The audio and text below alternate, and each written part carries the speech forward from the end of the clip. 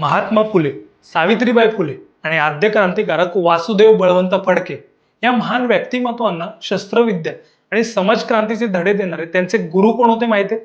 ते नाव होतं क्रांतिगुरु वत्सात लहुजी राघोजी साळवे. पुण्याच्या मातीत क्रांतीचं पहिलं बीज पेरणारा एक दुर्दम्य योद्धा. 1818च्या भीमा कोरेगाव युद्धात आपल्या वडिलांना वीरमरण आल्याचं पाहिल्यावर लहुजींनी इंग्रजांविरुद्ध लढण्याची शपथ घेतली. त्यांनी पुण्यात देशातील पहिली तालीम सुरू केली आणि खऱ्या अर्थाने क्रांतीची शाळा भरू लागली.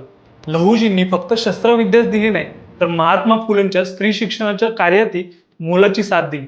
सावित्रीबाईंच्या शाळेला संरक्षण देण्यापासून ते अस्पृश्यता निवारणपर्यंत लहुजी साळवे प्रत्येक संघर्षात अग्रभागी होते.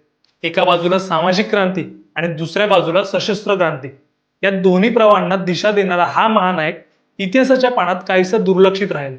त्यामुळे तुम्हाला लहुजी साळवेंबद्दल आणखी काही माहिती असल्यास नक्की सांगा. हा व्हिडिओ शेअर करा आणि आचार्य मीडियाला फॉलो करायला विसरू नका.